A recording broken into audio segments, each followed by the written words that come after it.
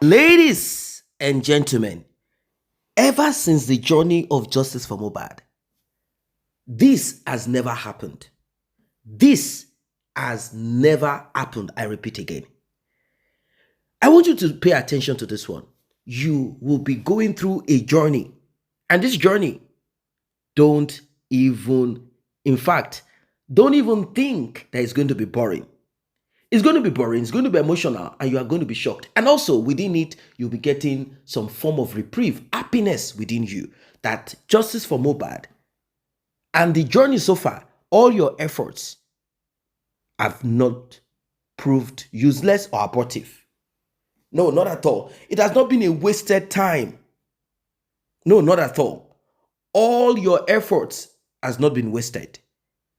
Like I said in previous analysis, the video of some couple of hours ago, about 24 hours ago, Karimo, she said and promised that she's going to do it deeper than what we thought.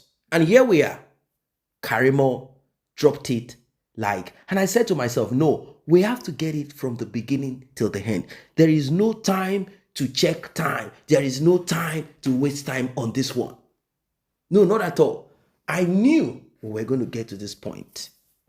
I knew that this is what Karimo is going to give, because she knows that Wunmi and her mother and fans of Wunmi and all of those wicked people who are behind the demise of Mohbad, and of course, those that they have been working with behind the scene to manipulate evidence, to manipulate.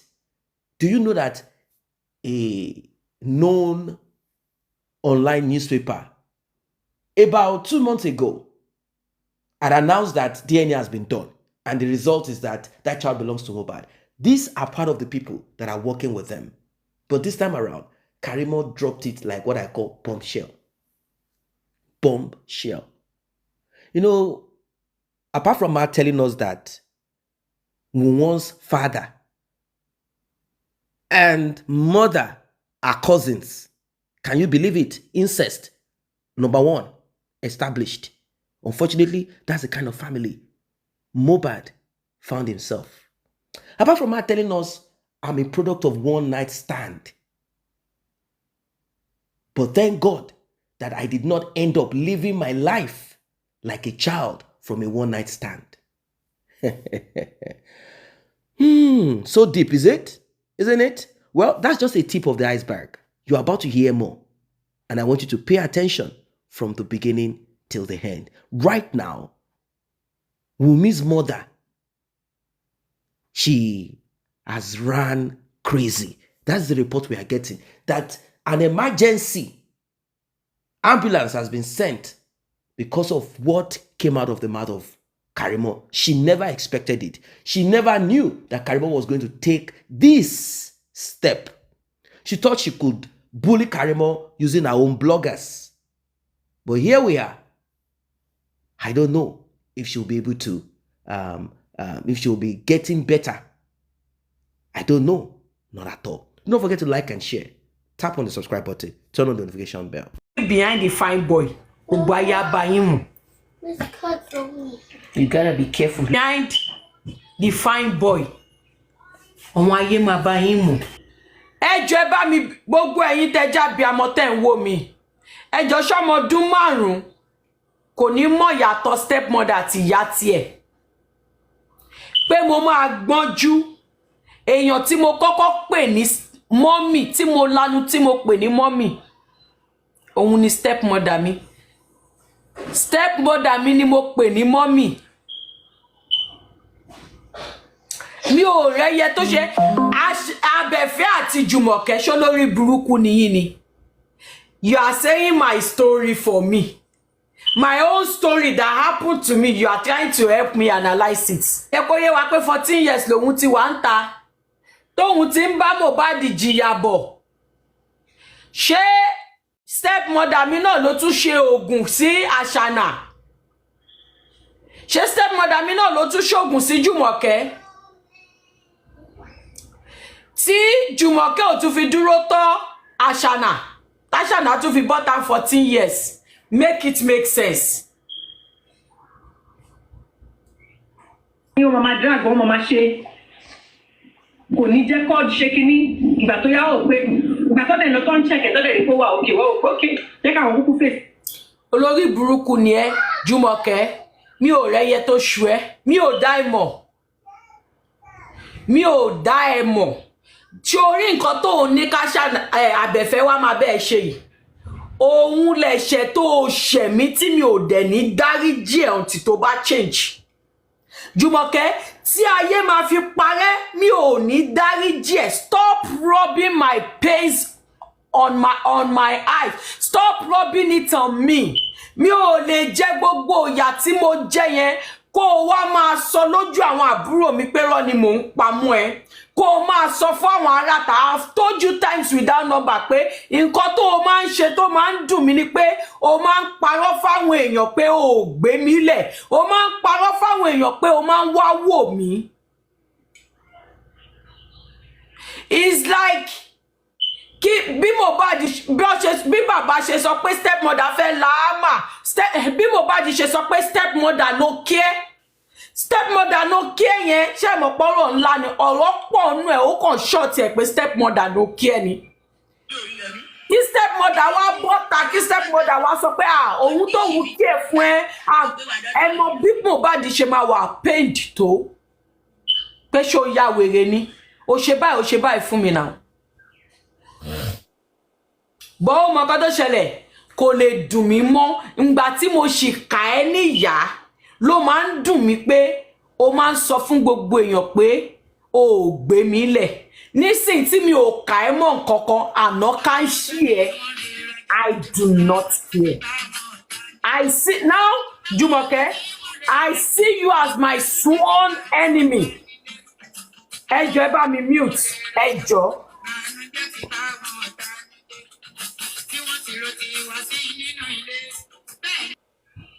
I see you as my sworn enemy. So any jargons tó bá sọ wàhálà ìkótún kan lára mi. The only thing tí máa bẹ́ẹ̀ ṣe ni pé màá bẹ́ẹ̀ narrate ẹ̀, màá dẹ̀ fi bà yí ẹ̀ jẹ́. Àwọn ó wà okay, ó wà pẹ̀lú grandma ẹ̀, she's good. Káwọn máa ṣiṣẹ́ àwọn lọ. Wọ́n ní àwọn from time to time ṣe àwọn máa lọ máa bẹ̀ẹ́ wò ìgbà tó máa kó lọ pẹ̀lú bàbá ẹ̀ àti Mọ̀dínà. Wọ́n ò fáwọn ní access sí mọ́ àwọn. Olórí burúkú ni ẹ́. My grandmother will be saying pé kí ló dé tí a rí ìyá ẹ. Grandma mi máa tún lọ bá bàbá mi jà àti stepmother mi pé bẹ́ ṣe ń fìyà jọmọ yìí àwọn ò láìkí ẹ̀. Grandma mi á wá máa sọ pé ìyá ẹ pàápàá ò fáwọn lọ́rọ̀ sọ pé tó bá jẹ́ pé bó ṣe ń fìyà jẹ mí ni ìyá mi náà dúró pé ẹ lè ṣọmọ mi léṣe ẹ má pọ̀ ọmọ fún mi ẹ má ṣe gbá ọ̀rọ̀ á dùn sọ. Nígbà tó ń torí ẹjà tí wọ́n tó ń torí ẹjà tó ò tiẹ̀ yọjú. Ó wá ní ọjọ́ kan Jùmọ̀kẹ́ olórí burúkú ni ẹ́. The more reason why tí mi ò ní respect ẹ tí mi ò ní ever dáríjì ẹ eléyìí tún pẹ̀lú ẹ̀yin èèyàn mo ti sọ story tẹ́ bá rántí ẹ gbọ́. That day ó dà pé mo wà secondary school ńgbà yẹn ni ṣóyè yín. Àwa dádì lọ sí Abẹ́òkúta. Dádì ra ẹran ọ̀gbẹ́ ńlá, ẹran ọ̀gbẹ́ yẹn tóbi wọ́n rà bọ̀. Wọ́n wá pelé,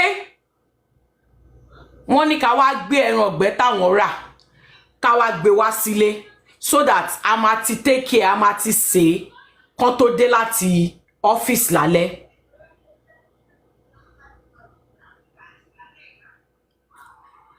Daddy ò dẹ̀ ṣe prior before that daddy ò ṣe máa ń pè ìgbà mí kẹtí daddy bá jáde tó ń bá ra Mr Biggs bọ̀ ẹ mọ Mr Biggs supreme ice cream yẹn tó wà creamy báyìí ike supreme ice cream ńlá yẹn ó tó máa ẹ ti rántí Mr Biggs ò dẹ̀ lórúkọ mọ́ ní Nàìjíríà sìn mi mọ̀ bóyá ó sì ní orúkọ lẹ́kọ̀ọ́ ó sì lè ní orúkọ lẹ́kọ̀ọ́ but nígbà yẹn fish pie meat pie chicken pie beef roll supreme ice cream ńlá dádì máa rà á tó bá ti dé ọ́fíìsì ilé ò jìnnà sọ́fíìsì wọ́n á wá pè wá pé ká wá gbé kí ice cream yẹn tó melt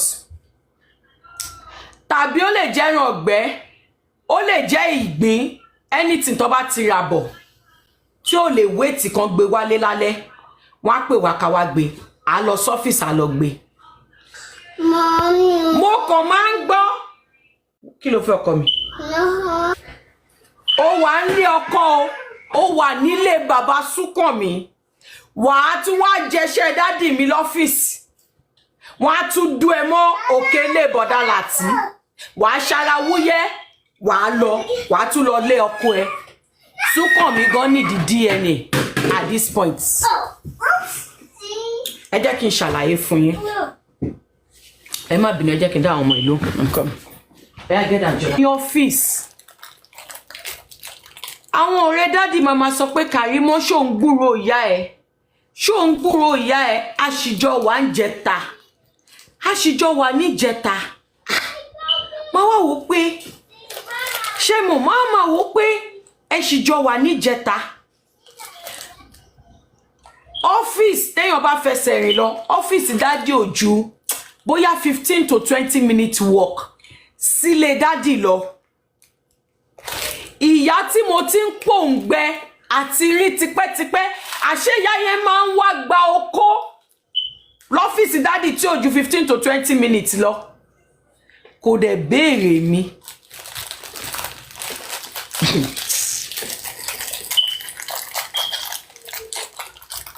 tábàkàn lọ gbé nǹkan a máa rán wọn ọ̀rẹ́ dádì á kí wọn cheget tí dádì bá ti kúrò ní because he is a contractor tó bá ti kúrò níbi ọ́fíìsì contractor wọn á wá darí sí ọ́fíìsì ibi cyber cafe yẹn àwọn á wà ń bẹ̀ àwọn ọ̀rẹ́ wọn náà máa wá bá wọn bẹ̀ wọ́n á ṣe fàájì kan tó wá sílé cheget so ibi ibẹ̀ ni ìyá Wùnmí ti máa ń lọ bá dádì ẹ rántí pé mo sọ pé gbogbo òkèlè yẹn ilé ni ọ̀rẹ́ dádì dẹ̀ ni ọmọ ìyá tó nílé so tán bá fẹ́ gbé ìṣìyà Wùnmí ìyàrá bọ̀dá Láti ó ṣe bọ̀dá Láti olórí ẹbí o ìyàrá bọ̀dá Láti lókè ni dádì máa ń mú ìyá Wùnmí lọ tó máa lọ gbẹ̀ǹṣì dádì lókè gbẹ̀ǹṣì ìyá Wùnmí lókè ń bẹ̀ ó wá dijọ́ yẹn. That was the first time I saw her briefly. Mo ti sọ̀rọ̀ yìí fún yín rí o. Jùmọ̀kẹ́, orí mi máa dà fún ẹ. Àdàbí tí n bá ń parọ́ mọ́ ẹ lókù. Step sister mi, ó dá ìyá mi mọ̀ ju èmi lọ. Ìgbà tẹ́mi wà nǹkan tó ṣẹlẹ̀ ni pé màá wà lábẹ́kúta màmá tún mú mi wá sẹ́kọ̀ọ́ pé ìwọ àtàwọn bàkún ẹ tọ́wọn bàkún ẹ bá ń jẹ orí màálù lẹ́kọ̀ọ́ ẹjọ́ gbọ́dọ̀ máa jẹ orí màálù yẹn ni táwọn bàkún ẹ bá ń lọ school olówó ńlá lẹ́kọ̀ọ́ ìwọ náà gbọ́dọ̀ lọ sí school olówó ńlá ni school yìí tó wà ní primary school yìí tó wà ní Ìkẹjà Air Force Base ẹ mọ private school Air Force Base yẹn tó wà ní Nàfó wà ní Ìkẹjà ẹ̀yin tẹ́ bá mọ school yẹn primary school tọ́wọn ọba kan mi lọ nìyẹn school wo lè mi lọ jẹ́lé ó sinmi ni mo lọ lábẹ́òkúta Air Force Base uniform wọn sleeveless báyìí ni white and blue check tẹ́ bá mọ Air Force Base private school tó wà Air Force Base only public the private one tó wà nínú Air Force Base ní Ìkẹjà please comment section ta ló mọ school tí mò ń sọ ibi táwọn school táwọn bá kan mi lọ nìyẹn màmá wa mú mi látàbẹ́kúta pé school olówó ńlá táwọn bá kan ẹ ń lọ lẹ́kọ̀ọ́ ibẹ̀ ni wọ́n náà máa lọ ṣùgbọ́n gbà tí ìyà yìí tán bá tún bẹ̀rẹ̀ sí ní fìyà jẹ mí ojú màmá ò ní gbà ṣóyé yín ojú màmá ò ní gbà màmá tún dá mi padà sí Sam Ethan Air Force Base Ìkẹjà. You attended it ní Olúwa. PWD Ìkẹjà, PWD Òṣòdì Ládìpọ̀ Ìkẹjà. Private school yẹn. School 1 and school 2. Ẹ̀yin mọ̀ bí tí mò ń sọ. Sleeveless báyìí ní uniform wọn. Ó ní pin lọ́rùn báyìí. Sọ pé ìjọ kí dáàdi ra nǹkan wálé. Kàn ní pé kàn wá gbé lọ́fíìsì. Gbogbo ìgbà tèmi ò sí lẹ́kọ̀ọ́ táwọn ọba kan mi bá lọ gbé nǹkan lọ́fíìsì. Àṣé wọ́n máa ń rí ìyá Wunmi lọ́fíìsì dáàdì. So ìjọ yẹn àwa lọ gbé nǹkan ní ọ́fíìsì dáàdì. Ìyá Wunmi ṣe gbà pọ́nrán tán ni. Ìyá Wunmi ṣe wà tó gbà. As a matter of fact, ìyá Wunmi ń tọ́ ọmọ lọ́wọ́ lásìkò yẹn. Ìyá Wunmi tí bá parọ́ fẹ́ kó já mi.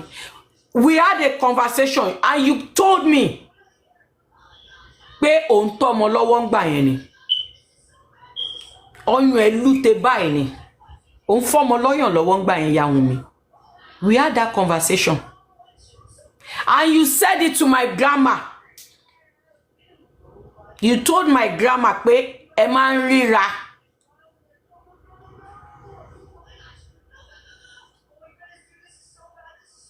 You confessed to my mother, to my grandmother. You confessed to her. So bí step sister mi bó ṣe rí ìyá Wunmi, ó smile, ó ṣe sí wọn bí ipò mọ̀ wọ́n rí. Ìyá Wunmi ó wọ white round neck ló wọ̀ àti jean green army color lọ́dún náà lọ́hùn. White round neck army color green oge Anita Baker sórí. Aṣọ tó wọ̀ lọ́dún náà ṣé o mọ̀ pé ẹni tá bá ṣe ń kà kò ní tó bá ṣèyàn ká ò ní rántí ṣùgbọ́n ẹni tẹ́ ṣe níkà yẹn tó bá jí lóru ó máa give gbogbo description of everything ṣe rí ọ̀rọ̀ tí mo sọ ìwọ lè ti gbàgbé. Round neck white, round neck t-shirt white ló wọ̀ with army green pants, ṣòkòtò army green ló wọ̀ sí.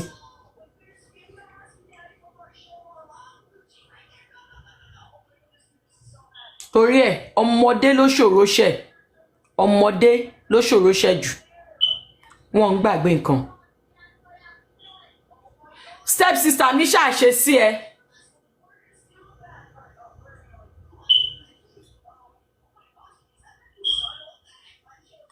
Èmi wá ń bi so àwọn ọ̀rẹ́ dádì wá ń wò ẹ́, ìwọ náà wá ń wò mí.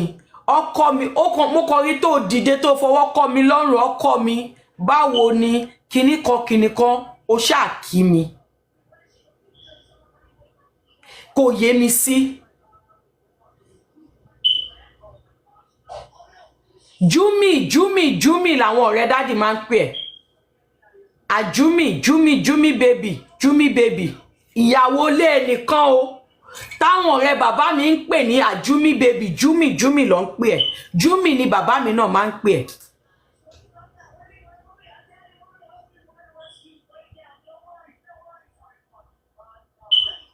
Ó fọwọ́ kọ́ mi lọ́rùn, ó kí mi, ó so mọ́ mi, ó tún padà lọ jókòó sórí 3-seater ọ́fíìsì bàbá mi.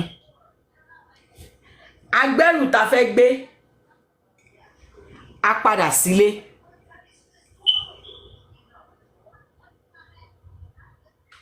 Kò yé mi sí. Bọ̀ ó ríǹgì bẹ́ẹ̀ létí mi pé wọ́n ní Jùmọ̀kẹ́ lórúkọ ìyá mi. Pé Jùmọ̀kẹ́ lórúkọ tí ìyá mi ń jẹ́. Mo dẹ̀ ń gbọ́ Júmi lẹ́nu àwọn ọ̀rẹ́ bàbá mi. Gbogbo yín jókòó ẹ̀ ń ṣe fàájì. Wọ́n bí mi dá. Wọ́n tí bí mẹ́tàlá mi dá. Kí n lọ bá bàbá mi pé ṣé ìyá mi nìyẹn. Wọ́n dẹ̀ bí mi dá. kí n délé lọ bá stepmother mi pé a pàdé obìnrin kan ní ọ́fíìsì bàbá mi orúkọ ẹ̀ ń jẹ́ Júmi bóyá step sister mi wá délé ó ṣèké fún ìyá ẹ̀ mi ò mọ̀ yẹn o mi mọ̀ o mo kàn wá ń fígbè mo kàn wá ń rò lórí mi pé ṣé ìyá mi nìyẹn ṣé ìyá mi kọ́ ṣé ìyá mi ni ṣé ìyá mi kọ́ lẹ́yìn ìjọ́ yẹn a tún wá lọ gbé ẹrù lọ́fíìsì dádì bọ̀dá Láti ọ̀rẹ́ dádì tó jẹ́ pé ìyá ara bọ̀dá Láti lọ ti máa lọ gbẹ̀ǹṣì ẹ lókè tó bá wá tán bá dẹ̀ gbẹ̀ǹṣì ẹ tán dádì máa ka owó kúkú wà dádì máa ka owó lé ẹ lọ́wọ́ kó tó máa lọ kò ń ṣe bọ̀dá Láti olórí ẹbí Olagata ṣẹ́gẹ́t bọ̀dá Láti wá ń sọ pé ṣé mọ́mí ẹ ń yọjú sí ẹ ṣá ṣó ń gbúrò mọ́mí ẹ àwa àti mọ́mí ẹ sì jọ wà ń jẹta tájọ ń ṣe fàájì ń bí báyìí mo wá wò pé Júmi tí mo rí jọ́ kínní àná àṣé ìyá mi ni mo rí yẹn tó fọwọ́ kọ́ mi lọ́rùn tó kí mi dáadáa mo ní àṣé Júmi ìyá mi ni mo rí yẹn mo rí resemblance yẹn ló jẹ́ kí n máa wò pé ṣé ìyá mi lẹ́ni ṣé ìyá mi kọ́ but Júmi ni mò ń gbọ́ ìyẹn gan lásán lè jẹ́ kí n dáríjì ẹ Jùmọ̀kẹ́ wàláì ìyẹn lásán Jùmọ̀kẹ́ kò lè jẹ́ kí n foríjì ẹ the same man that used to beat me the same father that used to abuse me is still benching you and you did not use that opportunity pé ó ń bá ẹ sùn pé aláyé jẹ́ kí n wá máa rí ọmọ mi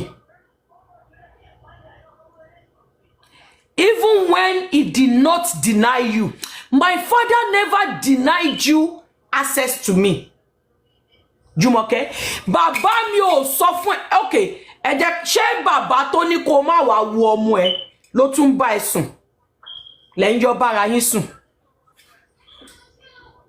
bàbá tó ní òun ò fẹ́ kó wá wo ọmọ ẹ tó sọ fábẹ́fẹ́ the more story you tell them the more lies you tell them ó máa máa bà yí ẹ jẹ́ ni ó ní wọn ò jẹ́ kó wá wò mí mọ́ but wo Bíbélì mi rè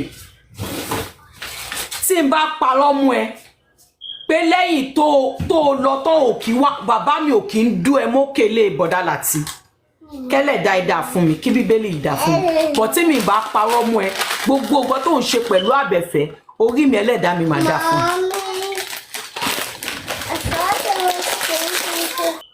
codedly ó wá ní kí ni mo dẹ̀ tún wá dáríjì ẹ̀ tán ó tún wá hurt mi a níbi tó máa ń wá time to time tó ti máa ń gbẹ̀ṣì ẹ it is 15 to 20 minutes walk away from ibi tí mò ń gbé l'Ékòó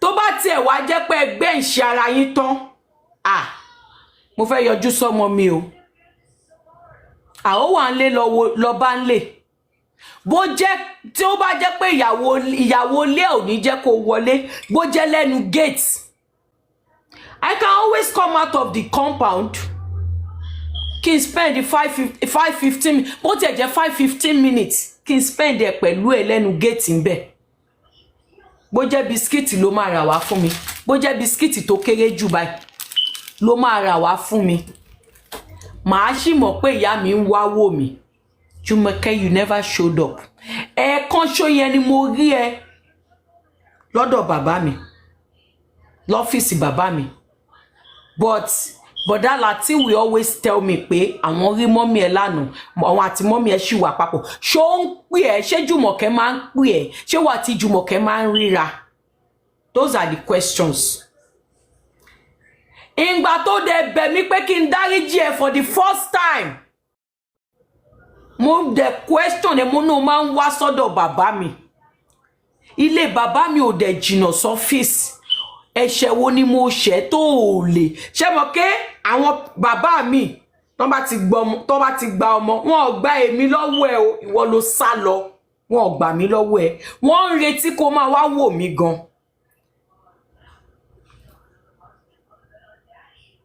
ìwọ ló decide láti má show up àwọn bàbá yẹn wọn ò ní jẹ́ kó rọ́mọ ọmọ ẹ kó tẹ wá kó wá tún lọ opportunity pé bàbá mi ṣì ń gbẹ̀ǹṣì ẹ kó wá sọ pé tó o bá ti jẹ́ kí n rí kàrí mọ́ sójú mi nígbà kó ṣí mi láṣọ wò lénìí ẹsẹ̀kẹsẹ̀ ni bàbá mi máa ní kó pè mí wá kárìíra kó dẹ̀ bá ẹ sùn but you never use that opportunity to ask for me. My father never told you not to visit me. Òun fẹ́ yọjú wọn bẹ́ẹ̀ fa wàhálà. Ìgbà tí mo pé 16 years tí ya bàbá mi tún bi ẹ́ pé ó dìgbà wo la máa tún tó rí ẹ. Grandma máa padà wá ibi iṣẹ́ ni mo gbà débí. Grandma mi dẹ̀ ṣe báyìí pé àpá gbọ́ ó parọ́ ju kàràgbalẹ̀ lọ. And you left and never came back until 20 years tí mo pé. Mo pé 20 years. O danger yẹn náà lọ́hùn. O ló fẹ́ mú mi lọ holiday. The first holiday tí mo bẹ́ẹ̀ lọ Jùmọ̀kẹ́, ó lù mí ó fẹ́ pa mí. Jùmọ̀kẹ́, you beat me up mercilessly. Ọmọ tí ò rí nílé ayé ẹ tó jẹ́ pé ẹjọ́ delete it wo látijọ́ tí mo ti délé ayé ṣe ń gbọ́ yàtọ̀ sígbà tí Mohbad kú yìí ìgbà tí Mohbad kú yìí tẹ́ bá fẹ́ gbọ́ kẹ́ gbọ́ dáadáa the longest time tí mo spend pẹ̀lú Jùmọ̀kẹ́ tó bí mi òun ni 2 months 2 months tí Mohbad kú yìí tí mo lọ Nàìjíríà tá jọ sunu yàrá àṣànà papọ̀ 2 months ni the longest time tí mo spend pẹ̀lú Jùmọ̀kẹ́ like 24 hours 24 hours tèmi àti Jùmọ̀kẹ́ fi wà papọ̀ 2 months ìgbà tí mo bá di check yìí dẹ̀ ni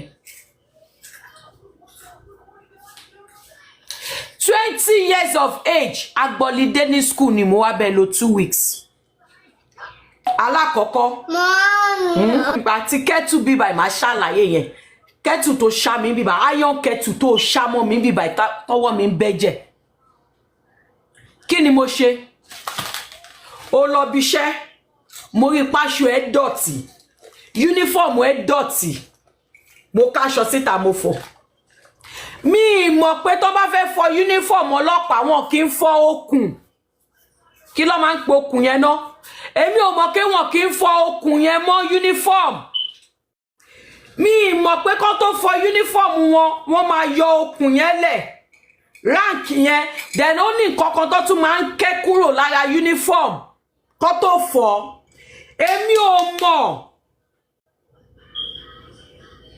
ìgbà tẹ́mi máa bá Jùmọ̀kẹ́ fọ uniform ẹ̀ mo kó gbogbo ẹ̀ sómi mo fọ̀ mo tún gbó okùn yẹn dáadáa mo fọ̀ sá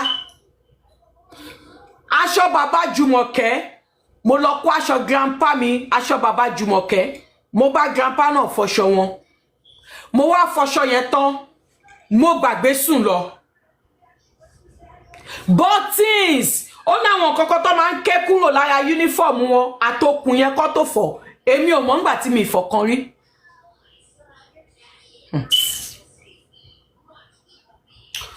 orí wa ń kùn mí mo wá sùn mo sùn tán lòjò bẹ̀rẹ̀ lòjò dé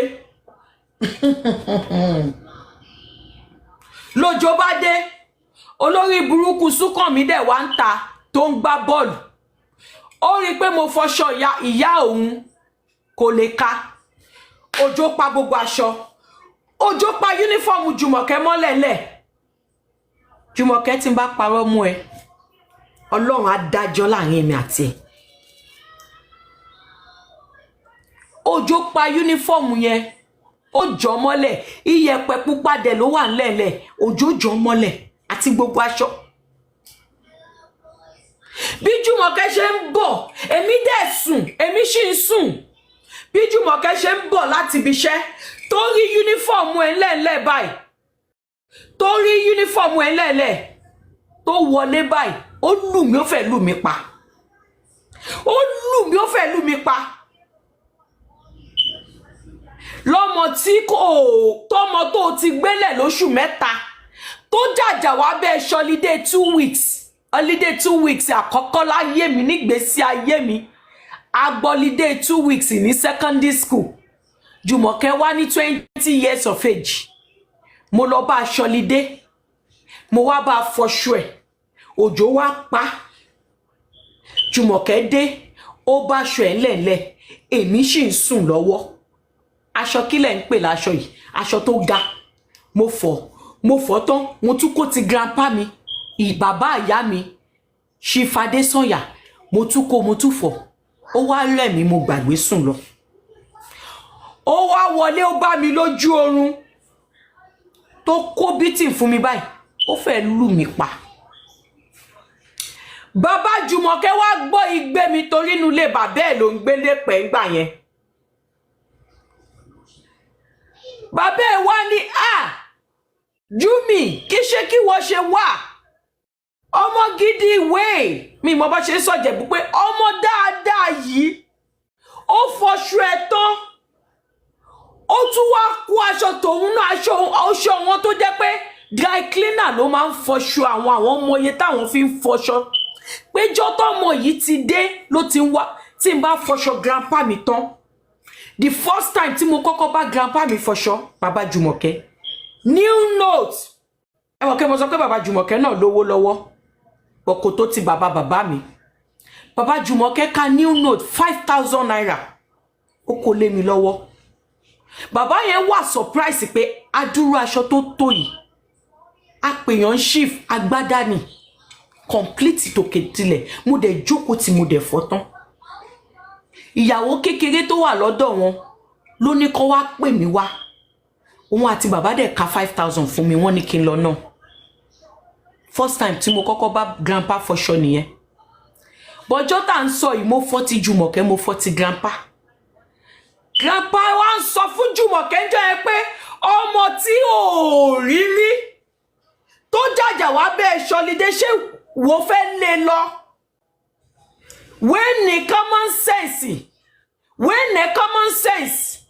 wo fẹ́ lé lọ bí bàbá yẹn ṣe ń fìjẹ̀bú sọ fún Jùmọ̀kẹ́ jọ ẹni ẹ pé ọmọ tó jàjà wá bẹ́ẹ̀ ṣọlídé ó lù lílùkulù tó ìtorí òjò paṣọ ẹ ṣé o tún fẹ́ lé lọ ìyá mà jẹ mí jọ yẹn o bẹ́ẹ̀ ni mo sáré lọ káṣọ yẹn nú òjò tí mo lọ pọnmi tí mò ń ṣàn láti jọ yẹn mo mà tún gbà fọ yúnífọ́ọ̀mù kí tó lọ bọ̀ láti jọ yẹn tó bá ti fẹ́ kí n bóun fọ yúnífọ́ọ̀mù yìí á ti kẹ́ gbogbo nǹkan tó yẹ kó kẹ́ kúrò lára ẹ̀ aṣọ lásán ló máa kólẹ̀ fún mi màá bá fọ pẹ̀lú aṣọ tó kù ìgbà tí mo délé mo ròyìn fún ìyá bàbá mi èsì tí ìyá bàbá mi fún mi ìyá bàbá mi ní ìwọ rò pé o fẹ́ lọ ṣọlídé èsì ń mú ẹ ń bìbà kó bá tún wá kó bá tún ẹ kó tún lọ Jùmọ̀kẹ́ tún padà wá lẹ́lẹ́kejì àtúgbọ̀lídé Jùmọ̀kẹ́ tún wá mú mi Jùmọ̀kẹ́ ìgbà tí mo pé 20 years tó wá ó dédé wá I'm very sure pé wọ́n jíṣẹ́ fún ẹ pé ọmọ kan wà níbì kan tó pati lọ yọjú sọmọ yẹn kọ́nú ẹ léla ìdí tó fi wá nìyẹn ó dédé wá wíwá tó dẹ̀ wá iye méjì ló ṣe wá bóyá o máa bó òkú mi bóyá o máa bá àyè mi torí pé hospital ló fi wálẹ̀ sí ń gbà yẹn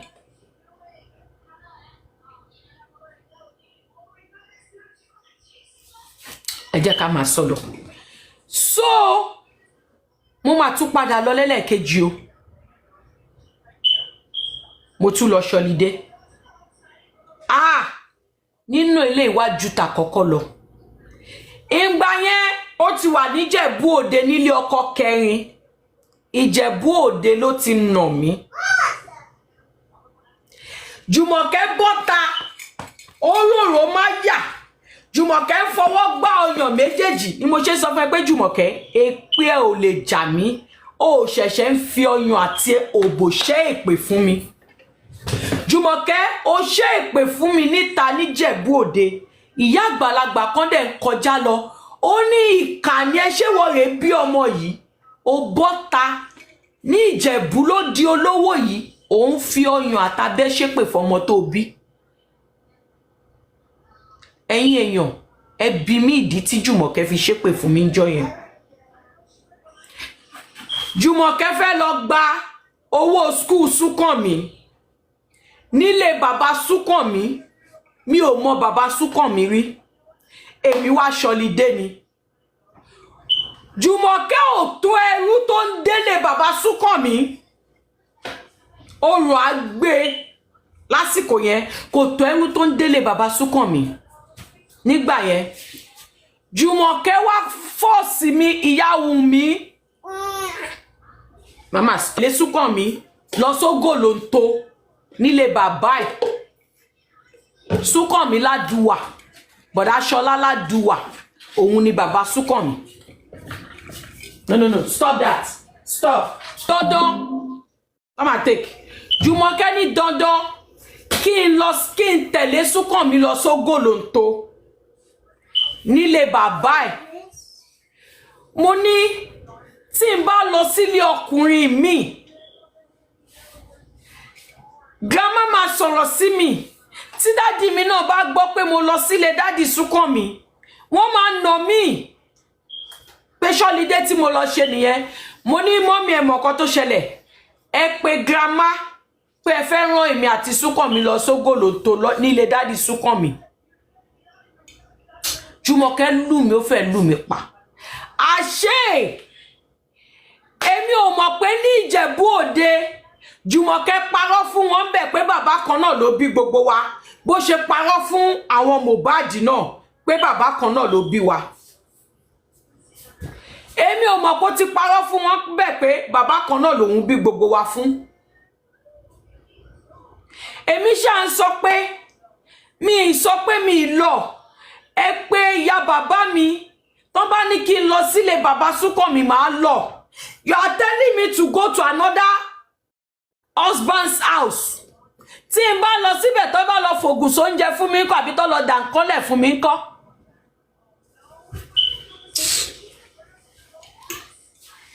èmi ò mọ̀ Táyé lòun fẹ́ Kẹ́hìndé obìnrin ni òun àti Kẹ́hìndé ọkọ ẹ̀ wọn ọ̀rẹ́ làwọn ará ilé bá ní ṣé kì í ṣe bàbá kan náà ló bí yín ni ibẹ̀ ni mo ti ẹ̀jẹ̀ bá ń pọn ó wọ́ mi dé láti Ìjẹ̀bú Òde ó wọ́ mi dé ògòlò tó ń jọ yẹn o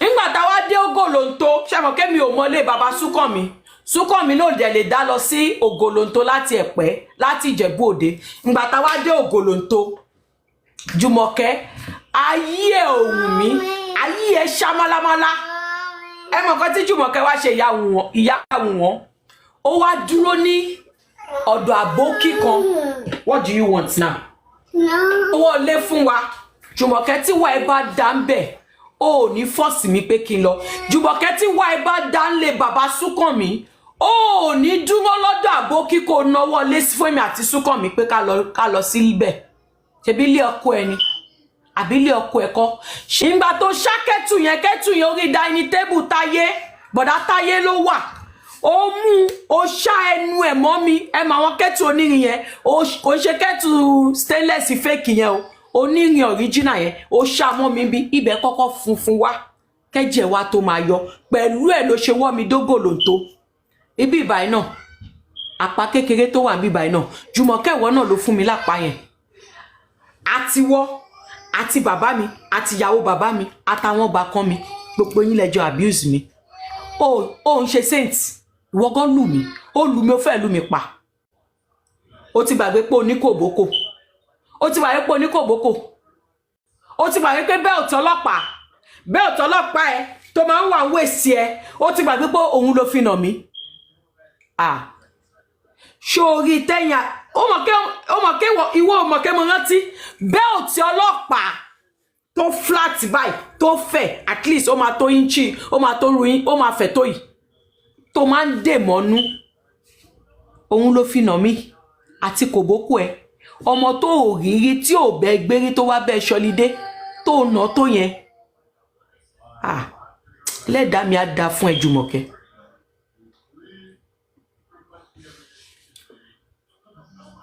Tí màmá bá ti wá tán tún rápá ṣàkàṣàkà lára mi kí lẹ̀ ń sọ yìí tí n bá wọṣọ tí n bá ṣẹ̀ṣẹ̀ wẹ̀ tán gbà mí tí n bá wọṣọ egbò ẹ̀yìn mi shirt aṣọ tí mo wọ̀ á dẹ̀ máa stick mọ́ egbò tó wà lẹ́yìn mi.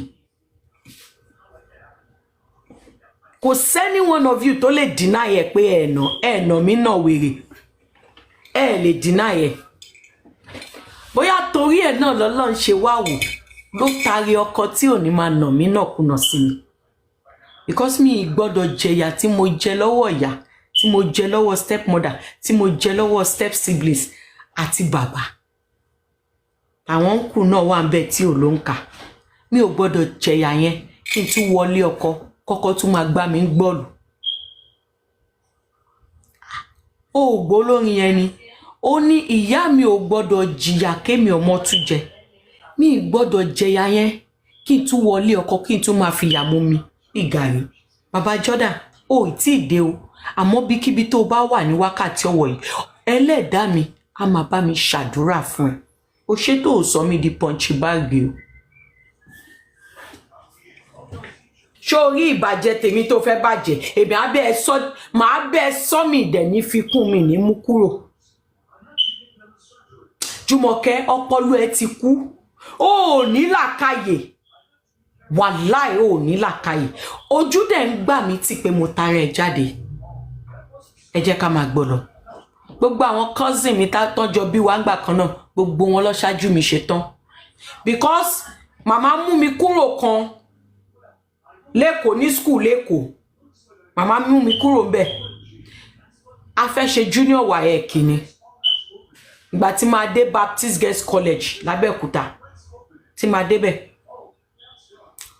wọ́n ní wọn ò lè gbà mí because second term ni junior WAEC máa ń dé wọ́n ṣẹ̀ wá dá mi padà sí GS2 lémi tó yẹ kí n kan junior WAEC torí pé ojú màmá ò gba àpátán rí lára mi nígbà tó wá sẹ́kọ̀ọ́ tó wá kí wa tí màmá bá ti rí lúlù ìlú tó rí mi báyìí màmá máa yarí pé máa bá wọn dábẹ́kúta because màmá rí mi pé nǹkan tá a fi pamọ́ sí mi lọ́wọ́ tí ò gbọ́dọ̀ kú màmá rí mi gẹ́gẹ́ bí èrè wọn èrè tí mo jẹ tí ò gbọ́dọ̀ kú ní ọjà ìtòkú ajé ìgbé ló máa ń pè mí àwọn ọ̀rẹ́ màmá àwọn ìyá àgbàlagbà bíi màmá wọ́n á ní tí n bá dé tòkú lọ́la tí bá gba ọ̀dọ̀ wọn ìyá yẹn kọjá ìtí ò tí kú nínú wọn wọ́n á ní ajé ìgbé ajé kì í gbé ìyá bàbá mi ló mọ ìyá bàbá mi máa ń nọkú tọnu bí ẹni tó ń lọ sọ́tún tó ń lọ sósì ni kú tọnu ni ìyá bàbá mi máa ń ná ìyá bàbá mi ló mọ iye tó ná tó dà lẹ́ẹ̀ láǹtòrò níbi tí mo ṣàárẹ̀ dé mi sọ ilé ìfún yín níbi tí mo ṣàárẹ̀ dé tí bàbá mi ná owó dé at some point bàbá mi sọ fún ìyá ẹ̀ ó lóun ń lọ ó ná ọmọ kan ò lè wá sóhun di alákìísà kóun máa lẹ aṣọ lẹ́yìn ọrùn màmá well kò sí nǹkan tẹ́ ẹ lè ṣe màmá mo sì nífẹ̀ẹ́ yín mo mọ̀ kéè tẹ́ ń ṣe lọ́wọ́lọ́wọ́ yìí tẹ́ ẹ fi sọ́pọ́ọ̀tì Jùmọ̀kẹ́ torí tá à ń wá ọmọ yín lẹ ṣe gba Jùmọ̀kẹ́ sọ́dọ̀ mo dẹ̀ mọ̀ yín dáadáa pé tó bá tásìkò tẹ́ ẹ fẹ́ lé Jùmọ̀kẹ́ kúrò lọ́dọ̀ àwọn ọmọ yín wàhálà ìkògbà yín ìṣẹ́jú kan tẹ́ ẹ fẹ́ sílé Jùmọ̀kẹ́ fúnra ẹ̀ mọ̀ pé mi òun á gbọ̀n ìdí tẹ́ fi papọ̀ mọ́ wọn sì torí ọmọ yín ni but ẹ ṣẹ̀ mí nígbà tó gbé mi lẹ̀ tó kọ̀ràn kí n kú ẹ̀yin lẹ gbé mi kẹ́ fi yà jẹ mí jù bẹ́ẹ̀ lọ màmá ẹ ṣẹ̀ mí ẹ̀yin lẹ jẹ́ kí n kú bàbá mi náà gbìyànjú ó náwó ṣe fẹ́ gbọ́ at some point bàbá mi ò wá wò mí mọ́ ní Lantoro ó lóun ò lè torí ọmọ kan mi ní ké o story tí mo ń sọ ó wà emotional but mi ní ké bí ìyá ẹ ṣe máa tójú mọ̀kẹ́ lọ́dọ̀ Ọlọ́run ọba òun ló ní story tó ń jẹ́ kí n máa sọ ìyá bàbá mi sọ pé at some point wọ́n ní bàbá mi ní àwọn ò lè torí ọmọ kan káwọn máa lẹ aṣọ lẹ́yìn ọrùn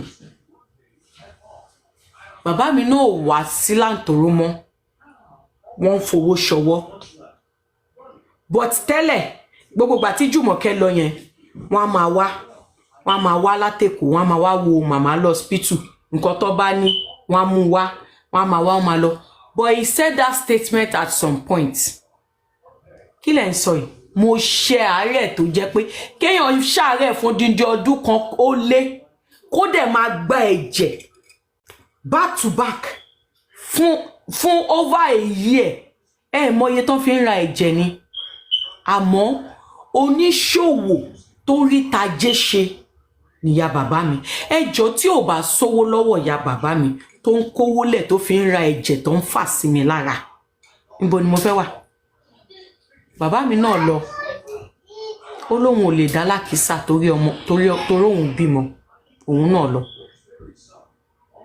at some point màmá láwọn bá sọ̀rọ̀ ó bẹ̀rẹ̀ sí ní fowó ṣọwọ́ ẹjọ́ Jùmọ̀ according to Jùmọ̀kẹ́ ó lóun wá owó lọ wọn ò fojú kan Jùmọ̀kẹ́ látìgbà tó ti lọ o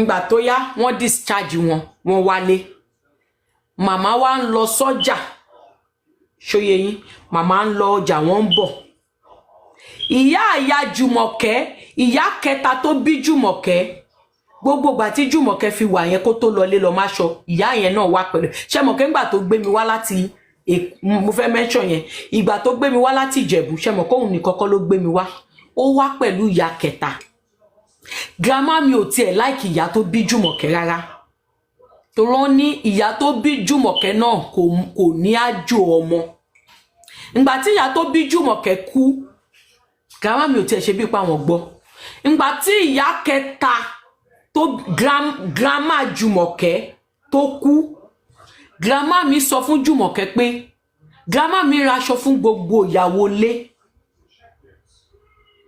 yàtọ̀ sí dádì mi àti ìyàwó dádì mi ni ò lọ pàtí yẹn gbogbo àwọn àbúrò dádì mi tó kù ẹ̀gbọ́n dádì mi ìyàwó wọn everybody pátá grandma mi ra àǹkárá ọ̀pá mẹ́fà for everybody grandma mi ló dẹ̀ sanwó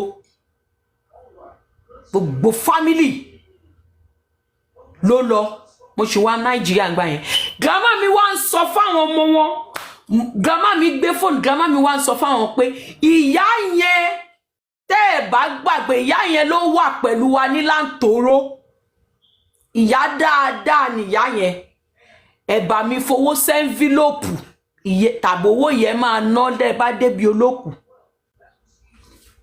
tí ò bá ń ṣe màmá àwọn ọmọ wọn ò ní lọ everybody gbéra látẹ̀kọ̀ wọ́n lọ sí Ìjẹ̀bú èmi náà lọ mo dáná mo pèrò èmi náà lọ a lọ yẹ Jùmọ̀kẹ́ sí ex-boyfriend mi tó kú yẹn òun ni mò ń date ngbà yẹn yálà ìyá owó nìyẹn nu ẹ lójú agbo tó gbowó fún ẹ lójú agbo then I was still in Nigeria mi ti travel rárá ìyẹn lọ bẹ́ẹ̀ ẹ jẹ́ ká continue. ìgbà yẹn ìyàwó mi yìí struggle ìyàwó mi yáwó ni wọ́n fi pè kárí mọ́ ibikíbi tó bá wà àwọn ọmọ máa wà níbi báyìí máa bọ̀ gbé orí ẹ̀yìn wa kó wá bá wọn níbi táwọn bá wà àwọn gbọ́dọ̀ rí ẹ àwọn ìyá Wunmi Karimo tó ní ìyá Wunmi ò ṣe kọ́kọ́ fún ẹ bèrè lọ́wọ́ Karimo pé ṣé ìyá Wunmi fún ẹ lówó tó fi kọ́ wáyé tó fi débi tó délé nìyí àbí ìyá Wunmi ò fún ẹ ẹbí ẹni kó wá parọ́ kó wá dìbọn kẹ̀ kó nírọ́ ni. kí n tó sọ̀rọ̀ rárá ọ̀rọ̀ wáyé kì í ṣe mo ti sọ ń bí àbí Jordan could you please on the sí mo fẹ́ debunk because mo ti sọ́rí kí ìwọ tó sọ abẹ́fẹ́ èmi ti sọ̀rọ̀ wáyé kì í kí ìyá Wunmi tó sọ fún ẹ so I don't have anything to debunk ẹ jẹ́ kí n sọ̀rọ̀ wáyé kì bó ṣe yé no ṣé ìran ọmọ àbíkẹ́ yìí mama oya on it special center Jùmọ̀kẹ́ fúnra rẹ̀ ló sọ pé òun mọ̀ fámílì àwọn kan tó ní school ní Ìyànà Ìsàṣì òun mọ̀ fámílì àwọn kan ní school wọ́n dẹ̀ máa ń pass exam ní school yẹn oya give me my car key put it back mi wá kọ́kọ́rọ́ mọ́tò kiri wọ́n dẹ̀ máa pass exam ní school yẹn mi fi ṣe ti fọ́nbù o ṣe ń gbọ́ mo wà ní secondary school ni mo ti ń ka owó mo wà ní secondary school ni mo ti ń lo gold because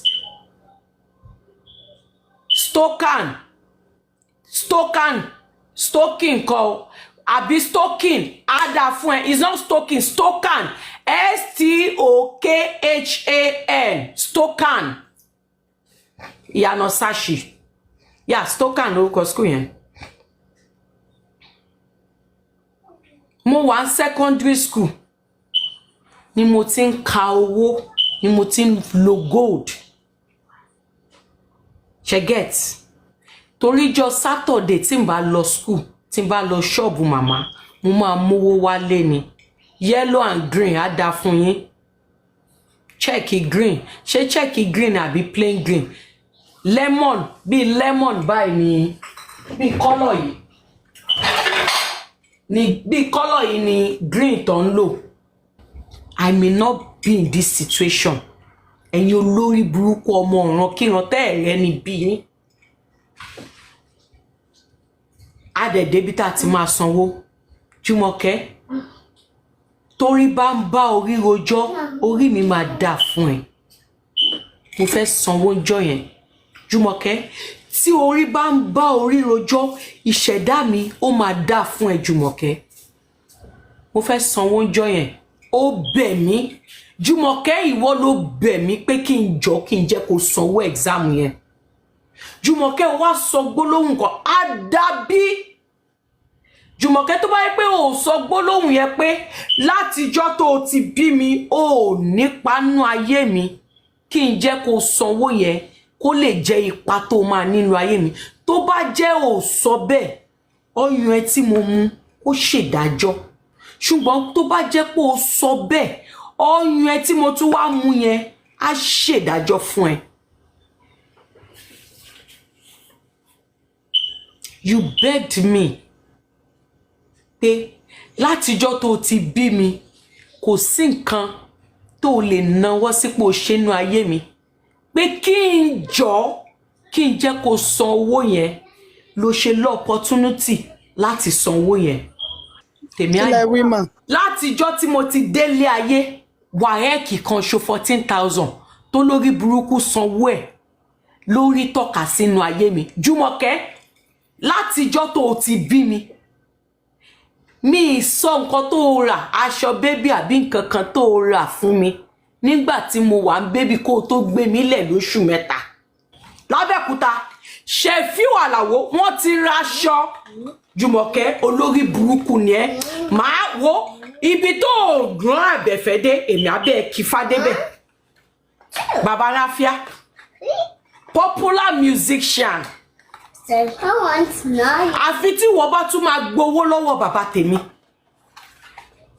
wọ́n ti ra aṣọ wọ́n ti pín aṣọ fún gbogbo àwọn èèyàn àgbo lọ́ní kó lórí burúkú Jùmọ̀kẹ́ yìí o níbi tó ya aláfojú dìde lọ sọ àgbo lórí iná bó ṣe ní kí ìyálé òun náà lọ sọ nìyẹn kó yé rán òun níṣẹ́ òṣì bó ṣe bẹ̀rẹ̀ ìjà yìí nìyẹn bó ṣe bẹ̀rẹ̀ ìjà yìí nìyẹn bínú ṣe bí dádì wa wálé lásìkò yẹn ẹ mọ̀ pé Èkó ni dádì wa wálé kó tó di pọ́n ní kóríkálùkù wọn máa lọ ni o nǹkan tó fà á tó fi ní kan máa lọ wọn fẹ́ yàwó mọ́ nìyẹn irọ́ ló pa nǹkan tó fà á tó fi ní kí wọn náà gbé mi kó máa lọ Jẹ̀bú tó fi ní kí ìyálé ẹ̀ náà máa lọ lé wọn lÉkòó kì í ṣe ìjà nìkan ló fà á tó fi lé yín wọ́n ti grandma mi ti ra Ankara bọ̀ láti Kútọ́nù wọ́n ti ń pín aṣọ ṣẹ́mọ̀ ọmọ wọ́n bí èmi ní September wọ́n bí àbúrò mi ní October mo wá sọ fún Jùmọ̀kẹ́ pé sódà wọn ò ní ṣe ìkómọ lẹ́ẹ̀mejì so that ìyálé ò ní sọ pé wọ́n ṣèkó èrò pọ̀ ní ìkómọ Jùmọ̀kẹ́ ju ìkómọ tòun lọ so that Jùmọ̀kẹ́ ò ní sọ pé èrò pọ̀ ní ìkómọ ìyálé ju ìkómọ tòun lọ ìgbà tí Jùmọ̀kẹ́ bí mi wọ́n kàn fún mi ní súná ni wọ́n ní àwọn á ṣe gbogbo ẹ̀ papọ̀ nígbà tó jẹ́ pé inú ìyálé ẹ̀ náà ti ga ó máa tó bí ṣóyé yín wọ́n wá fi ìkómọ èmi àti àbúrò mi step brother mi wọ́n fi sọ́jọ́ kan náà ìyá bàbá mi ti ra ó ti ń lọ ra Ankara láti Kútọ́nù ó ti ń ha fún gbogbo àwọn ará ọjà àwọn ará àdúgbò ìyá bàbá mi lọ sí ọjà lọ́jọ́ yẹn ni ìyá bàbá mi ti wẹ̀ kí ìyá bàbá mi tó jáde láàárọ̀ á wẹ̀ fẹ́mi á wẹ̀ fọ́bàkọ́ mi ìrọ̀lẹ́ ìwẹ̀ tó máa wẹ̀ fún táwọn ìyá méjèèjì máa wẹ̀ fáwọn ọmọ wọn ṣẹ́mọ̀ké torí pé family house lọ́wọ́ ọ̀dọ̀ yìí wọn yọkọ wọn àwọn ìyá yẹn gbogbo nǹkan bẹ́ẹ̀ yẹn tó bá máa pa wọ́n pọ̀ wọ́n ń ṣe papọ̀ ni oúnjẹ sísè oníkálukú ń ṣe oúnjẹ bọ́ ṣé wọ́n máa ṣàgbo tèmi lọ́tọ̀ wọ́n á ṣe tiẹ̀ lọ́tọ̀ ni ṣẹgẹt ó wá di ìrọ̀lẹ́ wọ́n fẹ́ wẹ̀wẹ̀ ìrọ̀lẹ́ fún wa Jùmọ̀kẹ́ àbí ìyá Kàrímọ́ lọ́tọ̀nà ṣàgbo tá máa fi wẹ̀ àwọn ọmọ bó ṣe ní according to the story tí ìyá bàbá mi sọ fún mi kò ń ṣe ìyàwó bàbá mi ló rojọ́ fún mi gbogbo ọ̀rọ̀ tí mò ń sọ pátá ìyá bàbá mi ló sọ story yẹn fún mi àwọn tèmi náà dẹ̀ confam pẹ̀lú àwọn ará àdúgbò àtàwọn family wa ńbẹ̀ ìyá bàbá so Jùmọ̀kẹ́ wá ní kí ìyálé òun náà lọ gbàgbólé náà wọn kì í ṣerú ẹ̀ kó yé rán òun iṣẹ́ wọ́n ṣe nà mọ́ra wọn bó ṣe bẹ̀rẹ̀ ìjà nìyẹn táìmù yẹn dádì náà wá ń bọ̀ lábẹ́òkúta látèkó ó fẹ́ wá yọjú sáwọn ìyàwó àtọmọ ẹ̀ bí màmá ṣe ń délé látọjà báyìí èrò gbogbo ará àdúgbò wọ́n ti kún sí iwájú ilé ìyá tó bí grandma mi wọ́n wá ń yanjú ọ̀rọ̀ yẹn lọ́wọ́ bí dádì náà ṣe ní ẹkúlé nìyẹn o ṣé mọ̀ pé kò sáyé fóònù màmá ò mọ̀ pọ́ mọ̀ òun ń bọ̀ lábẹ́òkúta wá yọjú sí àwọn ìyàwó àtọmọ ẹ̀ dádì dé bá wọn ní ẹnu ìjà yẹn ó rí èrò bó ṣe pélé àwọn ìyàwó ẹ̀ méjèèjì àti ìyá ẹ̀ lórí ẹ mọ̀ nǹkan tí dádì ṣe dádì bá bínú padà sí Èkó lọ́jọ́ yẹn ó bínú padà sékòó. àtìsá ìgbà tá a gò ti change ilẹ̀ máa tètè. tó wá ní power débi pé ó fi ọlọ́pàá gbé bá wọn mí o. àárọ̀ ìlọsùn ilé bàbá wọn mí tí kò fi orí rẹ̀ gbàjáde tí bí grandma ẹ̀ ṣe wà influential tó. bàbá Kàrímọ́ rádà wọn ò rí bàbá ẹ̀ gbé jáde. lórí burúkú ni ẹ damage control ló fẹ́ máa ṣe bí Jùmọ̀kẹ́ pé ṣé bàbá Jùmọ̀kẹ́ ò fọlọ́pàá gbé bàbá mi ọlọ́pàá tí bàbá Jùmọ̀kẹ́ fi gbé bàbá mi tó ti bàbá mi mọ́lé fọ́jọ́ mẹ́ta ọlọ́pàá yẹn òun ni ò jẹ́ kó yá bàbá Jùmọ̀kẹ́ lára láti wá bá Jùmọ̀kẹ́ bẹ̀ wọ́n ti ọmọ yín mọ́lé o ó ti tó bí ọjọ́ kẹta kan tó wá gba bàbá mi lẹ̀ ṣó yí ẹ olórí burúkú ni ẹ. gbé jáde bí great grandfather ẹ ṣe bí ilé grandfather ẹ ṣe lókìkí tó lábẹ́òkúta at that time wọn ò rí bàbá Kàrímọ́ gbé jáde ìyá Wunmi ló lágbára tó yẹn yet ó sọ fún wa pé ìyá Wunmi ò níṣẹ́ lọ́wọ́ ìyá Wunmi tálákà ni ìyá Wunmi one night stand so Kàrímọ́ confirm fún wa náà lánàá pé she is a product of one night stand. òun ni mo tún sọ yìí you can't shame the shameless. I'm a product of one night stand. Sáré wọlé kó wá gba chocolate òun ló bu bàbá mi lọ́wọ́. Sáré wọlé kó wá gba chocolate o sáré wọlé kó wá gba chocolate o. You for free, she was not a product of one night stand. Abolórí burúkú ni ẹni. Ṣé o fẹ́ mọ story mi jù mí lọ ni? Àní product of one night stand ni mí. Wọn ò ládéhùn pọ̀ fẹ́ fẹ́ra wọn. Wọ́n yọra wọn dóni. Ló doyún. Ọmọ onílé ọlọ́nà tí ìyá Wunmi rí pé bàbá mi jẹ́ ló jẹ́ kó re mọ́ bàbá mi. Ìgbà tí wọ́n wá ń ṣe product of one night stand. Ìyàwó tọ́jọ́ bímọ ńgbà kan náà lọ́jọ́ kìíní àná. Òun ló sì wá ń lé bàbá mi dèní. Kò fẹ́ mi lé o. Ṣorí pé Jùmọ̀kẹ́ ló fẹ́ wá dá lérú. Somebody tún lè ṣe Jumi baby dá lérú. Somebody tún lè ṣe Ajumi baby dá lérú. Somebody tún lè ṣe Ajumi baby dá lérú. Bóyá torí Libra tí mo jẹ́. Téèyàn bá ti ṣẹ̀mí tí n bá ti bínú tán ó ti tán. Orí ẹ for 16 years of her life kò rí ẹ ó wá dáríjì ẹ first holiday tó máa wá bẹ́ẹ̀ ṣe ó nànà kùnà ó gbà pa wá second holiday tó máa bẹ́ẹ̀ ṣe ó tún nànà kùnà ó tún gbà pa wá tó bá jọmọ mi ni ó máa ibẹ̀ yẹn ló ti máa pẹ́ láyé á ní sùúrù kó mú òun padà dọ́dọ̀ ìyá bàbá òun kó dẹ̀ ní fojú kún ẹ̀ tí tó máa fi jẹ́ Ọlọ́run ní pé kò ní fẹ́ fojú kún ẹ̀ mọ́ but èmi ń dáríjì ẹ that was why I said I'm tired of forgiving you. I forgave my father and my stepmother in my heart. Even though they did not tell me sorry, I was the one that forgave them after my husband talked to them. And they changed for good. And they have never hurt me for the past 3 years. Mo ti dáríjì wọn hurt mi rí. Nǹkan tó kàn máa ṣe ni pé ṣé wà okay. Ṣàlàáfíà lẹ́wà tàbí kàn send a message mo ti gbóhùn yín tipẹ́ o àti ìyá bàbá mi àti ìyàwó bàbá mi àti bàbá mi they will check on us wọ́n á dẹ̀ ṣe prayer fún wa ìwọ ńkọ́ fóònù Jùmọ̀kẹ́ tó ń ríǹgì lọ ríǹgì bọ̀ I should have brought my grandma is in US now grandma mi ti ń ṣáájú mi wá sí Amẹ́ríkà kémi tó wá sí Amẹ́ríkà.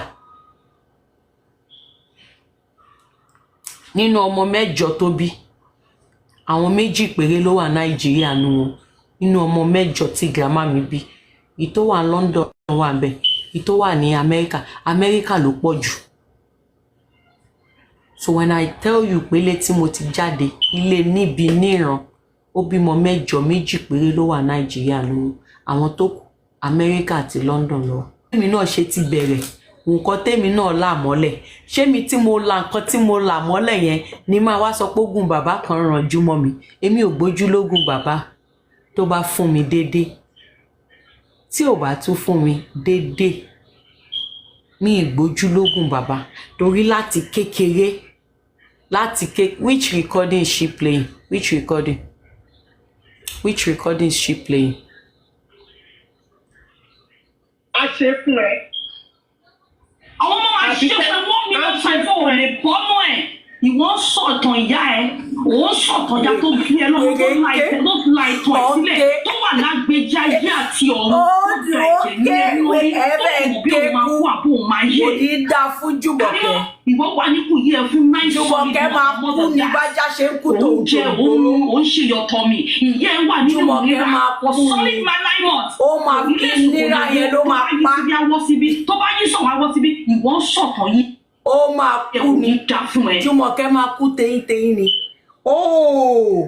so ìtàn tèmi ń sọ yìí sìn ó ń dùn ẹ̀yin bọ́ ilé kọ́kọ́ gbé tàn wá náà ó ti pẹ́ tẹ́ tí ń sọ̀tàn ẹ ti gbàgbé ẹ lọ gbé cousin ex boyfriend mi wá ẹni kó wá parọ́ mọ́ mi ẹ jọ ẹ̀yin èèyàn ṣe ti gbàgbé ni ẹ ti gbàgbé oríṣiríṣi nǹkan tó lọ gbé wá wọ́n ní ìyá ọkọ mi ṣe ṣìnà wọ́n ló fẹ́yàn kan tó ń ṣe st soap ẹ ti gbàgbé gbogbo story mi tó gbé jáde ni èmi wá wo màmá bá yín jẹ màmá yín jẹ díẹ̀díẹ̀ so ó dùn yín ó ka yín lára ó dùn wọ́n ó ká wọn lára fire for my body èmi ti mọ àwọn ọmọ Ṣòṣòdì àwọn ọmọ tó lówó. Abẹ́òkúta ó ní bàbá wọn tún máa ń wá. Abẹ́òkúta kọ́ lẹ́kọ̀ọ́ Èkó ọ́fíìsì lẹ́kọ̀ọ́ mi wá àwọn wèrè máa ń jalè ó máa ń jí owó ìyàbá bẹ́ẹ̀. mo bí tiẹ̀ tó ní sọ́ba gbọ́jà lẹ̀ tọ́ba ní kò wọ́n àwọn wèrè ní mo jalè ọ̀yà kìlómítà pariwo ara àbúrò pariwo I'm a product of one night stand one night stand ni mi one night stand ni Jùmọ̀kẹ́ I'm a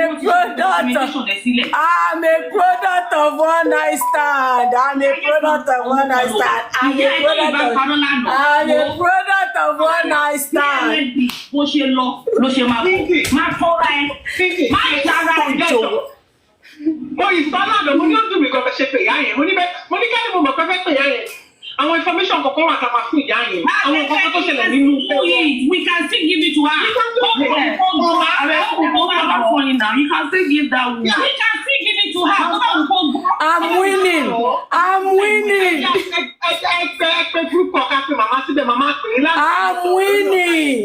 winning. Ẹ bá pe màmá jù bẹ́ẹ̀ lọ màmá ò ní nádà tó fẹ́ ṣe lórí ìgbéyàwó mi. Màmá Ṣọ́bùkọ́lá ni ṣebí date of birth ọmọ yín báyìí ni ṣebí passport number ọmọ yín báyìí. táwọn wá ló kó yẹn fún yín. ẹ kọ license number yìí dání ẹ fi ọmọ yín pèsè license number mẹ́tẹ̀ẹ̀ta. olórí burúkú nìyí ọkọ mi. màmá ẹ fi ọmọ yín pé recording kan wà sí àìgbọ́ oyè sáré gbọ́ recording nìyí ṣe rí ọmọ yín ìgbà tó mọ̀ tí Kàrímọ́ bá ń jà ara àwọn recording tí Kàrímọ́ ti record ilé tó fẹ́ fi pọ̀ ọmọ yín kò sí abiyamọ náà kó máa fi etí gbọ́ ṣé ò ní bọ́ sí fight mode straight. Akin nǹkan tó wà lé kò mọ the full extent of the damage tí Kàrímọ́ ti ṣe sílẹ̀. Kàrímọ́ ti ṣe ẹjẹ́ record ẹ̀ fọ́kọ mi ẹjẹ́ record ẹ̀ fọ́kọ mi kí n play ẹ̀ tí tó bá dé. That shows that guy does not have paper.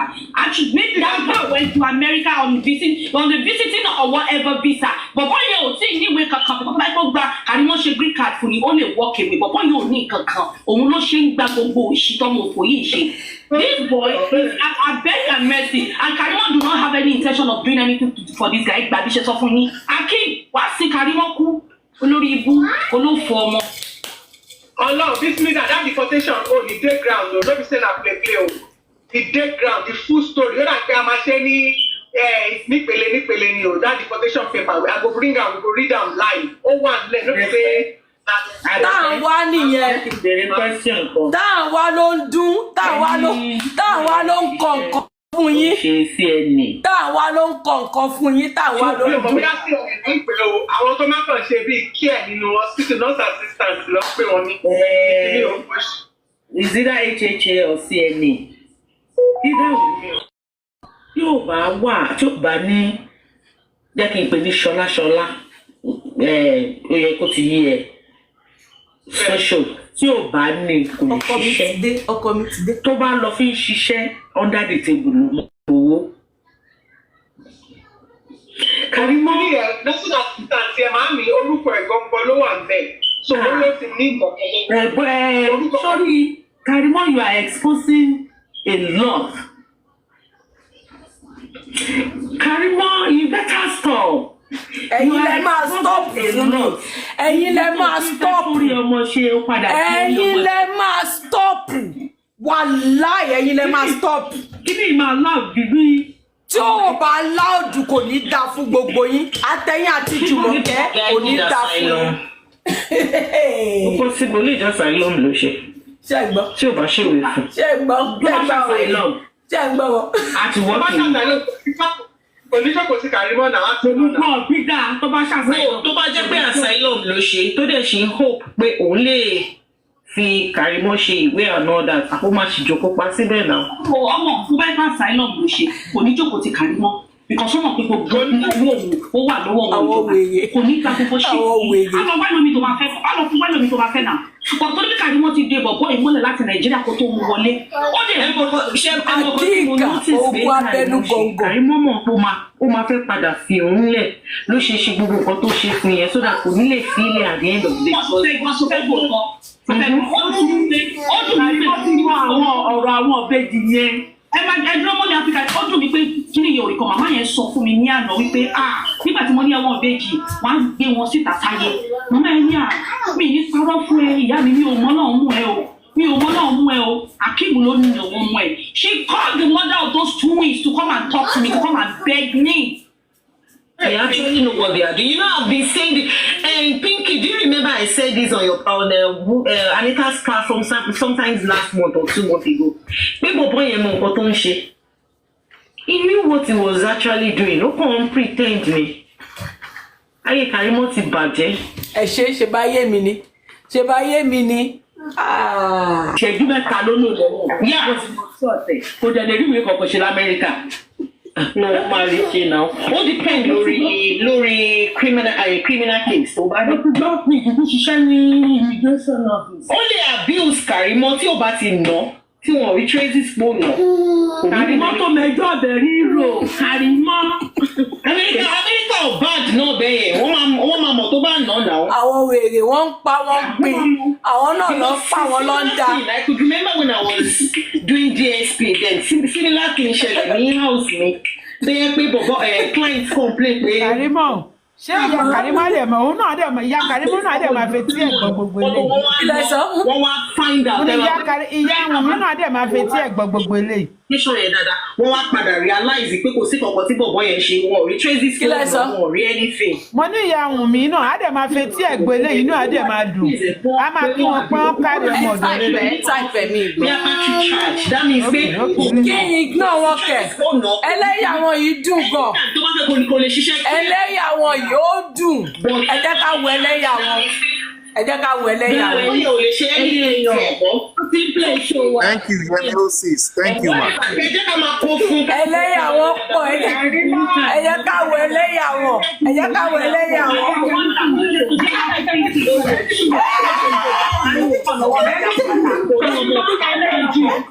Ọmọ máa ṣe fún ẹ. Ìjọba ìbílẹ̀ tó gbé dání yẹn ó máa ṣe wẹ̀. Èpè ìdílé bàbá ẹ̀ tó ń jẹ tí ò tí kúrò lọ́rùn rẹ̀. Kàrímọ́ ẹ̀ẹ̀mejì ní ká ìsanwó ẹ̀ẹ́dẹ̀kùn ẹ̀ tó fà ń tọ́jú ẹ̀. Ẹ̀ẹ̀mejì tún ni kò tún ṣe kan. Ẹ̀ẹ̀mejì tún ni. Tẹ́tẹ́. Ẹ̀bá Kàrímọ́ kò wá sí pèsè ìyá ẹ̀rọ wà ní láǹtorí pẹ̀lú ẹ̀ nígbà tó wà lọ sí. Láǹtòrò ni kò ṣe láǹtorí olórí burúkú. Kò ní dáa fún ẹ. Ṣé mi ìró mẹ́jọ? Ṣé mi ìró mẹ́jọ pé wọ́n ní kó lọ máṣọ wá ló sá lọ? Wọ́n ní kó lọ máṣọ wá ló sá lọ. Ó máa kéku. Ìwọ ló mọ̀ tán pa. Ìwọ ni jẹ́ òfagunwà. Wo you go dirty Jùmọ̀kẹ́, you go dirty, I will go dirty with you. Mi ti parí analysis mi o. Màá ṣe analysis yẹn tó jẹ́ pé ayé Jùmọ̀kẹ́ máa bàjẹ́ sí mi lọ́wọ́. Ìyá ò lè gbé ìyá ẹ̀ sọ́wọ́ wa. Ìyá ò lè gbé ìyá ẹ̀ sórí iṣẹ́. Ìwé tí o ṣe ń gbé ìyá ẹ̀. Kò sí ọkọ̀ tí ìyá láǹjẹ́ bọ́ bá látún grandmother ẹ̀ àti gbé grandmother ẹ̀ tó ṣe. There is nothing that Ó lè dùn mí fún Jùmọ̀kẹ́, àwọn Jùmọ̀kẹ́ ló pàyà wọn.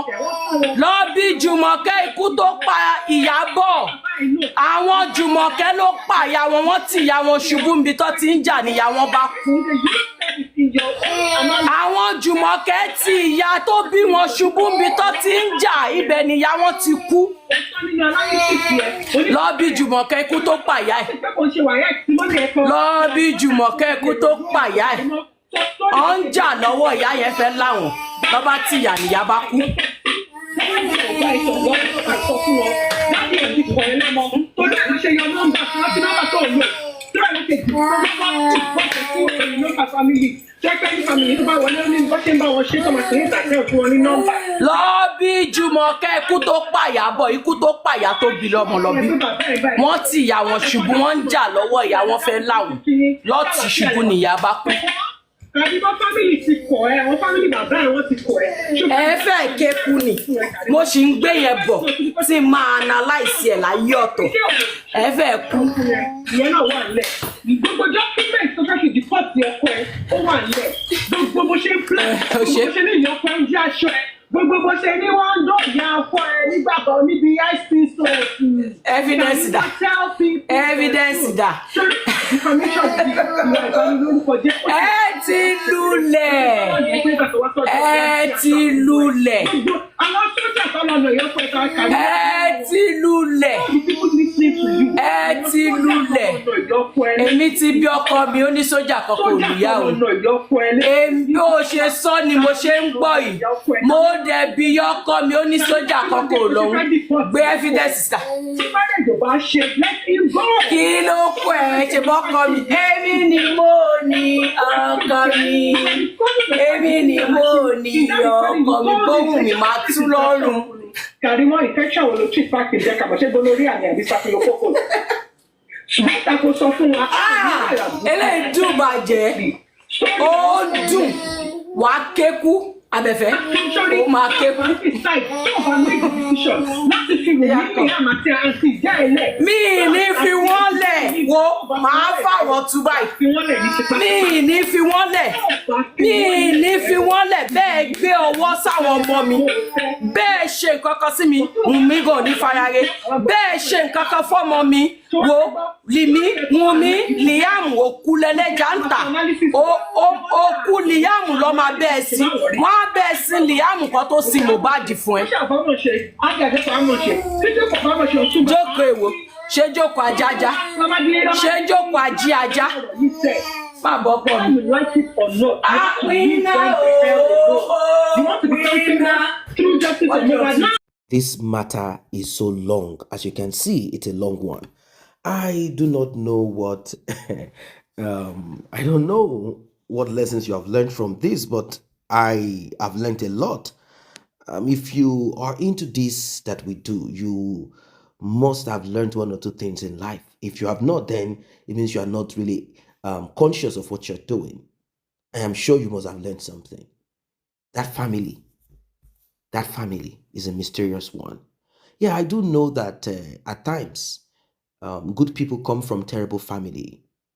And in the case of these Adebanjos or whatever family these people are from, Mohbad really made a bad choice. And not just about Mohbad making a bad choice with who he went to their family to pick a woman.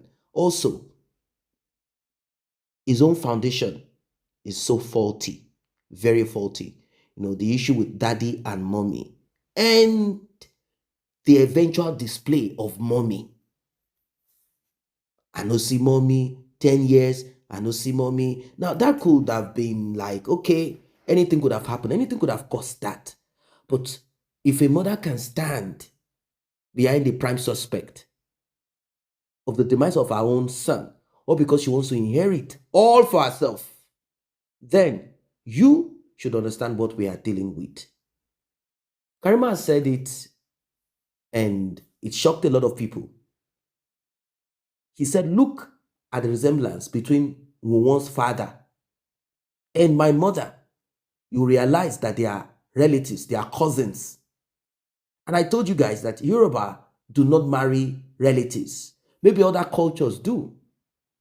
Maybe other tribes, other culture, it's part of the other tribes. Maybe they do. Maybe other ethnic groups do this, but they don't do it. They don't do it. So, in fact, all that she spilled out, at the beginning she said, I already have the DNA of the little boy called Liam. And that child is not for Mohbad. You see, that child is not for Mohbad. And that child, their game is to manipulate, to make sure that that child is used to steal all that belongs to Mohbad, to the favor or for the favor of Wunmi. But thank God that it has become this way. So she spoke at length, she went deep into her mom, how her mom had been, wayward woman, different men, different children all over the place. She doesn't care about them. All she does is to just look for rich guys, men that have rich parents, and that's what she does. She just inserts herself into their life and she tries to suck something out. She's not there because she wants to be a family. She's not there because she wants to take care of any of those children. That there is no child born out of this woman that she has ever taken care of. That the only person that it seems she lived with at the last minute is her cousin. Her cousin, which is Wunmi's father.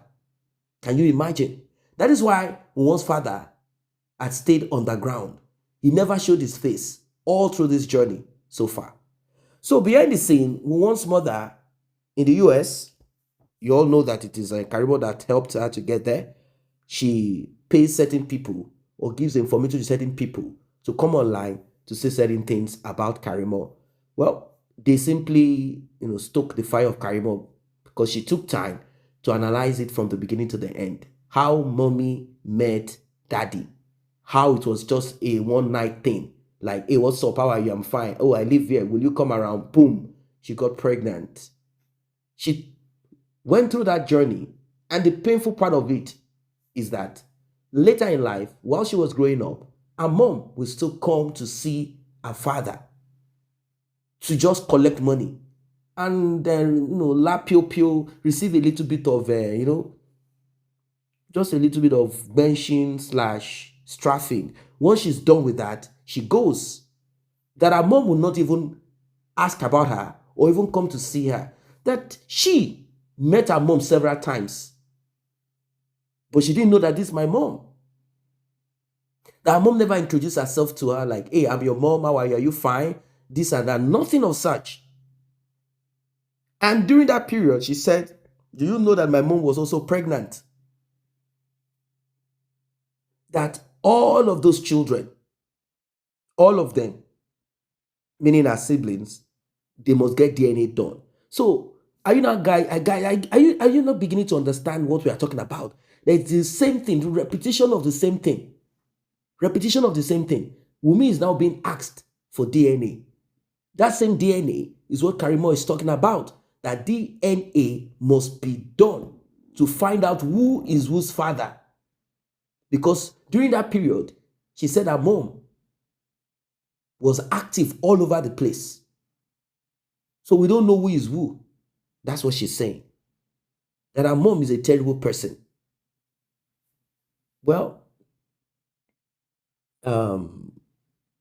stories that will not make any value, I'm not going to put, even though it's important, but I'm sure that majority are interested in justice for Mohbad.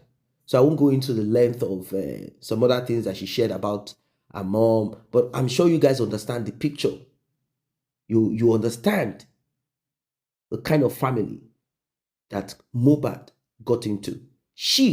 Karimo, is the only one that had that push inside of her to expose her family, to expose everything about them. And every time she's exposing them, she's connecting to the demise of Mohbad, connecting it to DNA, and also teaching everybody a lesson.